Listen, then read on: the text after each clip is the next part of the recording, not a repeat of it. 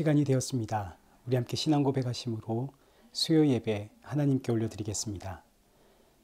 전능하사 천지를 만드신 하나님 아버지를 내가 믿사오며 그 외아들 우리 주 예수 그리스도를 믿사오니 이는 성령으로 잉태하사 동정녀 마리아에게 나시고 본디오 빌라도에게 고난을 받으사 십자가에 못 박혀 죽으시고 장사한 지 사흘 만에 죽은 자 가운데서 다시 살아나시며 하늘에 오르사 전능하신 하나님 우편에 앉아 계시다가 저리로서 산자와 죽은 자를 심판하러 오시리라.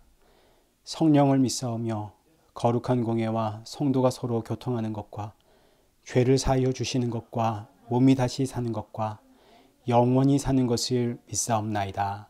아멘. 찬송가 310장 우리 함께 찬양하시겠습니다.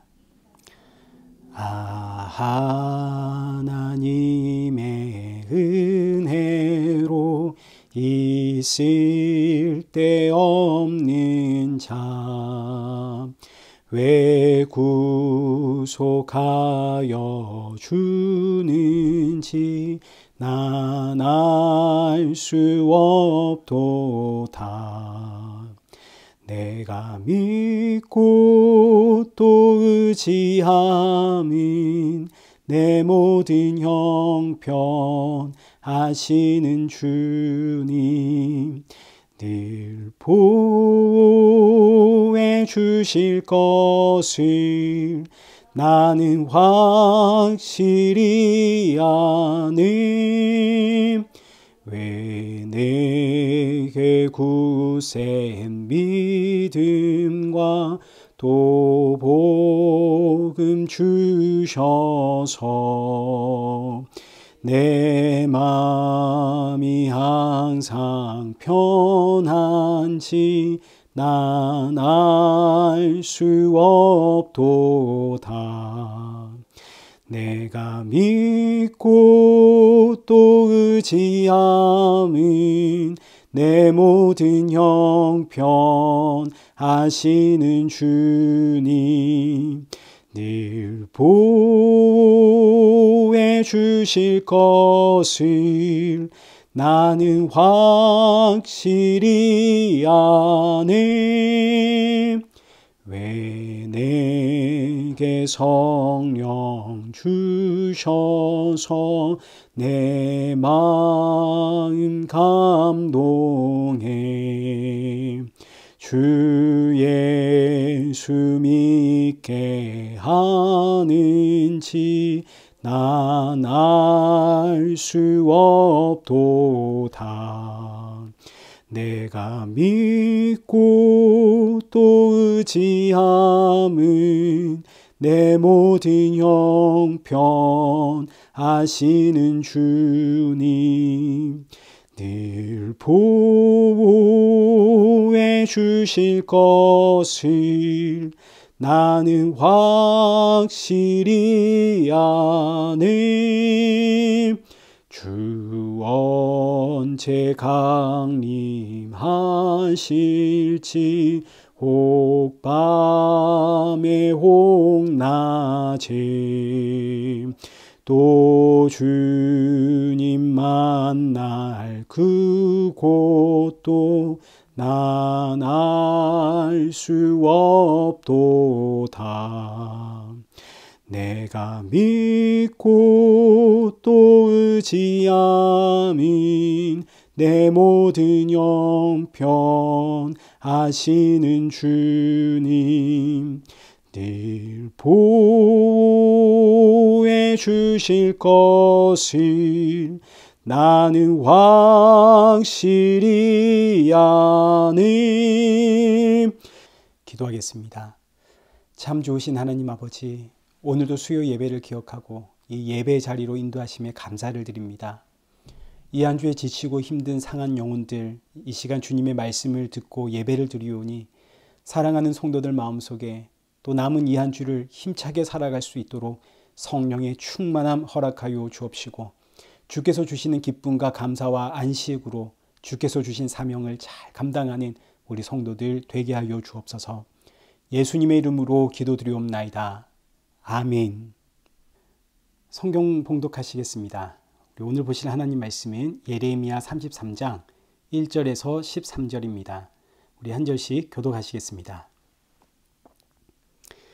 예레미야가 아직 시위대 뜰에 갇혀 있을 때에 여호와의 말씀이 그에게 두 번째로 임하니라. 이르시되 이를 행하시는 여호와, 그것을 만들며 성취하는 여호와, 그의 이름을 여호와라 하는 이가 이와 같이 이르시도다.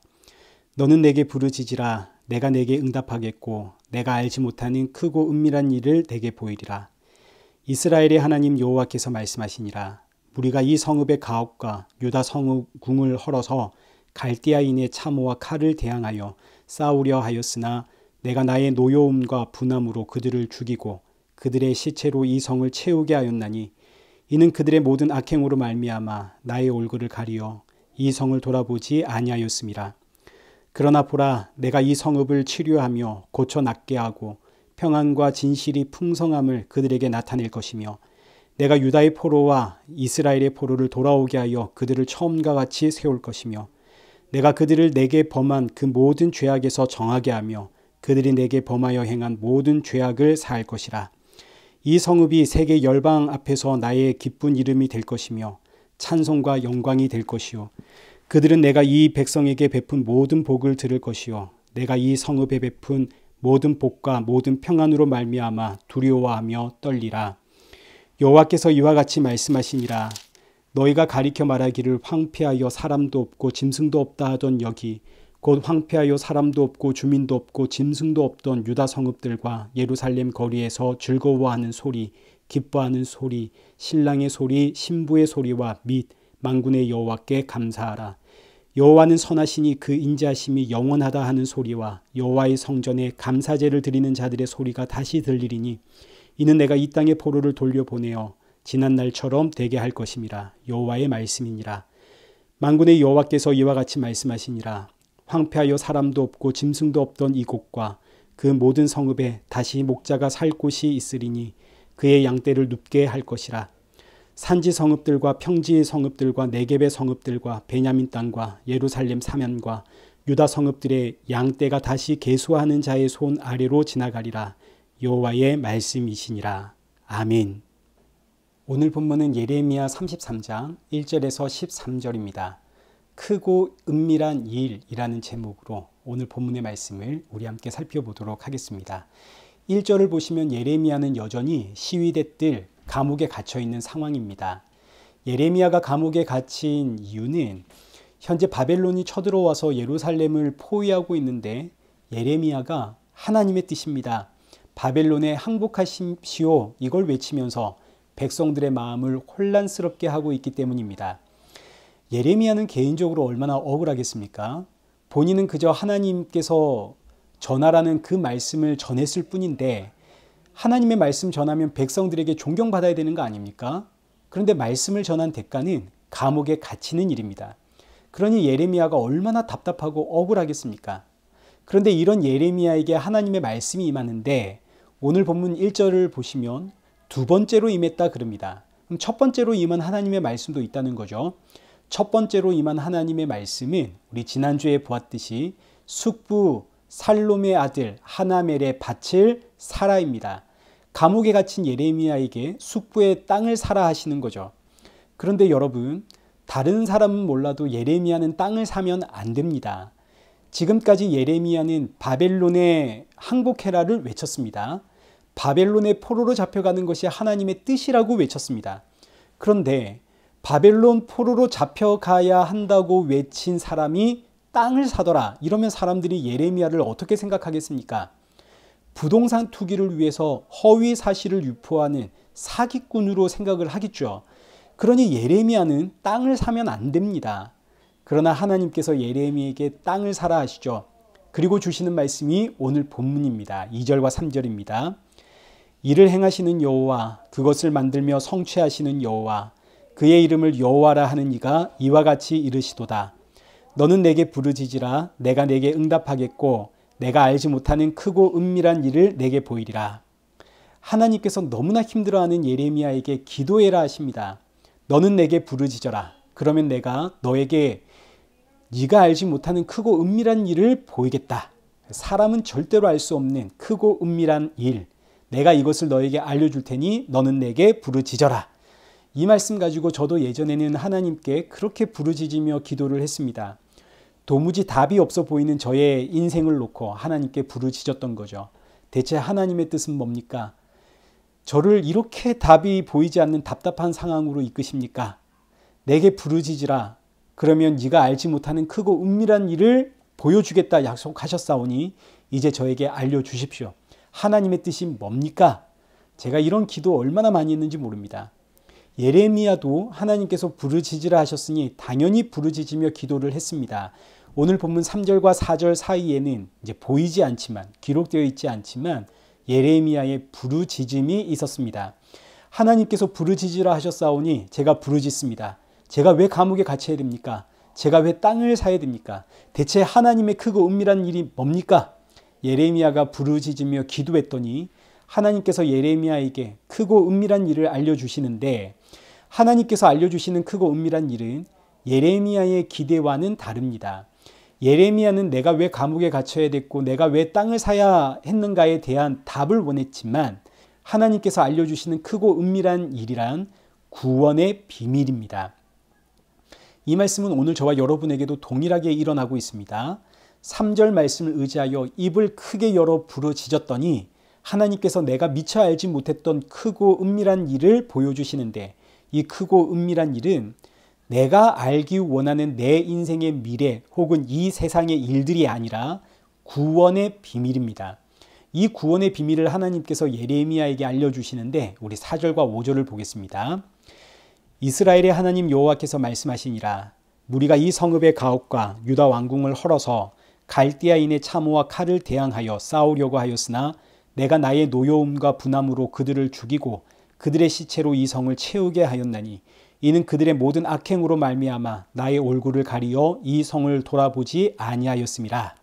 자, 지금 4절과 5절은 이 세상 모든 사람들의 상태를 지적하는 것으로 하나님은 분명히 예레미야를 통해서 바벨론에 항복하라 했습니다.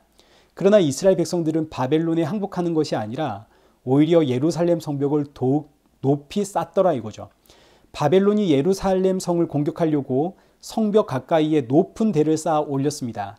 그러자 이스라엘 백성들은 자기 집까지 부셔가면서 예루살렘 성벽을 더욱 높이 쌓아 올리더라 이거죠. 이게 무슨 이야기인가요? 하나님의 말씀에 순종하는 인생은 없다는 뜻입니다. 아담과 하와의 선악과 사건 이후로 사람은 하나님의 말씀 앞에 순종하지 않습니다. 왜냐하면 내가 신이 되어버렸거든요. 하나님의 말씀이 내 상식으로는 도무지 이해가 안 되고 납득이 안 됩니다. 내 지혜와 상식과 논리와 경험이 하나님보다 위에 있습니다. 이것이 선악과 사건 이후로 이 땅의 모든 사람들의 상태입니다. 하나님보다 높아진 내가 하나님이 되어버린, 그래서 하나님의 말씀 앞에 순종하는 인생이 없습니다. 이게 바로 4절이고 5절은 그 결과 이 땅의 모든 인생은 죽음의 심판을 받는다입니다. 하나님보다 높아진 것이 인간의 악함이요, 하나님은 그 악함으로 인해 하나님의 얼굴을 그들에게서 돌리셨습니다. 이게 죽음의 심판입니다. 사람에게는 답이 없습니다. 그 누구도 하나님을 찾지 않습니다. 로마서 3장 10절 이하에 기록되어 있는 것처럼 의인은 없으되 하나도 없고 하나님을 찾는 자도 없습니다. 그런데 6절에서 13절까지는 느닷없이 하나님께서 이스라엘 백성들의 회복을 이야기하십니다. 여기에는 이유도 없고 조건도 없습니다. 그냥 무조건적인 회복이 선포되는데 우리 6절 보십시오. 그러나 보라, 내가 이 성읍을 치료하며 고쳐 낫게 하고 평안과 진실이 풍성함을 그들에게 나타낼 것이며 8절, 내가 그들을 내게 범한 그 모든 죄악에서 정하게 하며 그들이 내게 범하여 행한 모든 죄악을 살 것이라. 무조건적인 회복과 구원의 약속이 이제 6절부터 13절까지 이어집니다. 여기에 사람은 도무지 알 수 없는 크고 은밀한 비밀이 담겨 있는 거죠. 특히 8절 보십시오. 내가 그들을 내게 범한 그 모든 죄악에서 정하겠다. 너희의 모든 죄악을 사하겠다. 여기에 크고 은밀한 비밀이 있는 겁니다. 대체 여기에 어떤 비밀이 담겨 있길래 하나님 앞에 순종하지 못하고 하나님보다 높아진, 그래서 죽음의 심판 아래 놓여있는 이 인생들이 무조건적으로 죄사함을 받고 회복이 된단 말인가? 예레미야는 이 비밀을 알았습니다. 부르짖었거든요. 그러나 예레미야 이후에 수많은 인생들은 예레미야의 이 성경을 읽었지만 누구도 이 안에 담겨 있는 그 하나님의 크고 은밀한 비밀을 알지 못했습니다. 왜 몰랐을까? 본문식으로 표현하자면 그 이유는 3절에 기록된 것처럼 아무도 이 비밀을 알려고 하나님 앞에 부르짖지를 않았기 때문입니다. 심판에서 무조건적인 죄사함의 구원으로 이어지는 이 비밀을 알기 위해선 그 누구도 부르짖지를 않더라. 이들은 그저 제가 과거에 그랬던 것처럼 오늘의 상황, 이 답이 보이지 않는 이 환경, 내 인생과 미래를 향해 하나님 앞에 부르짖었지 심판에서 무조건적인 구원으로 넘어가는 이 비밀을 알기 위해서 부르짖은 자는 없더라. 여기에 대표적인 사람이 사도 바울입니다. 사도 바울이 성경의 박사 아닙니까? 사도 바울이 성경의 박사지만 이 비밀 몰랐습니다. 그러던 어느 날 이 사도 바울이 다메섹 도상에서 예수님 만나게 되죠. 그리고 나서 사도 바울이 자신의 그 깨달은 크고 은밀한 일을 알게 된 이것을 이제 글로 쓰게 되는데 예레미야 1장 17절입니다. 예레미야 1장 17절 이하의 말씀은 오늘 본문 2절과 3절에 기록되어 있는 문장과 굉장히 흡사합니다. 그 형식이 아주 똑같습니다. 우리 한번 보시죠. 우리 주 예수 그리스도의 하나님, 영광의 아버지께서 지혜와 계시의 영을 너희에게 주사 하나님을 알게 하시고 너희 마음의 눈을 밝히사 그의 부르심의 소망이 무엇이며 성도 안에서 그 기업의 영광의 풍성함이 무엇이며 그의 힘의 위력으로 역사하심을 따라 믿는 우리에게 베푸신 능력의 지극히 크심이 어떠한 것을 너희로 알게 하시기를 구하노라. 자, 이 무슨 이야기인가요?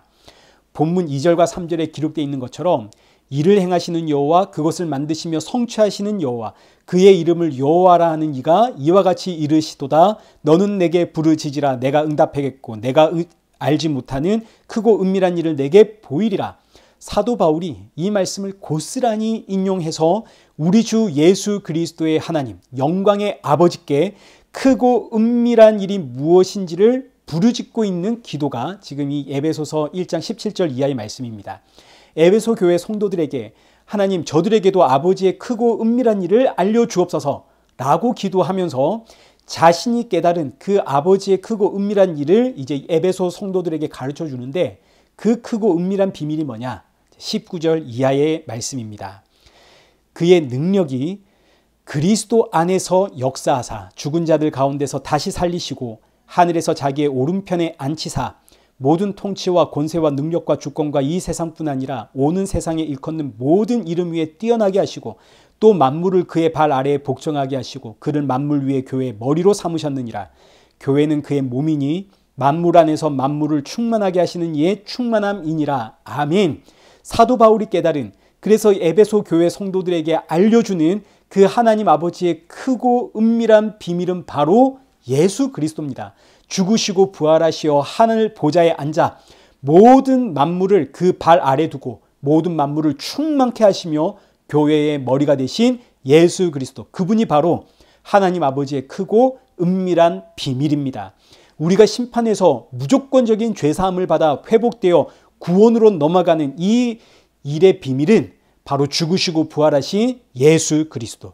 이 비밀을 고린도전서 1장에서는 이렇게 표현을 했습니다. 1장 18절입니다. 십자가의 도가 멸망하는 자들에게는 미련한 것이요 구원을 받는 우리에게는 하나님의 능력이라. 20절 지혜 있는 자가 어디 있느냐 선비가 어디 있느냐 이 세대의 변론가가 어디 있느냐 하나님께서 이 세상의 지혜를 미련하게 하신 것이 아니냐. 하나님의 지혜에 있어서는 이 세상이 자기 지혜로 하나님을 알지 못함으로 하나님께서 전도에 미련한 것으로 믿는 자들을 구원하시기를 기뻐하셨도다. 유대인은 표적을 구하고 헬라인은 지혜를 찾으나 우리는 십자가에 못 박힌 그리스도를 전하니 유대인에게는 거리끼는 것이요 이방인에게는 미련한 것이로되 오직 부르심을 받은 자들에게는 유대인이나 헬라인이나 그리스도는 하나님의 능력이고 하나님의 지혜니라. 하나님의 크고 은밀한 이름 바로 십자가의 예수님입니다. 우리가 입을 열어 크게 부르짖으면 하나님께서 우리가 알지 못하는 크고 은밀한 비밀을 알려주시는데 이건 다른 게 아니라 바로 십자가의 예수 그리스도라는 사실을 여러분 꼭 기억하십시오. 다른 비밀은 없습니다. 교회는 이 비밀을 선포하고 알려주는 곳입니다. 하나님께서 알려주시는 크고 은밀한 비밀은 이 땅에서 우리 개개인이 추구하고 원하는 그런 비밀이 아닙니다. 이 세상에 감추어져 있고 이 세상의 지혜로는 도무지 알 방법이 없는 비밀은 바로 십자가의 예수 그리스도. 예수님이 저와 여러분을 구원하셨습니다.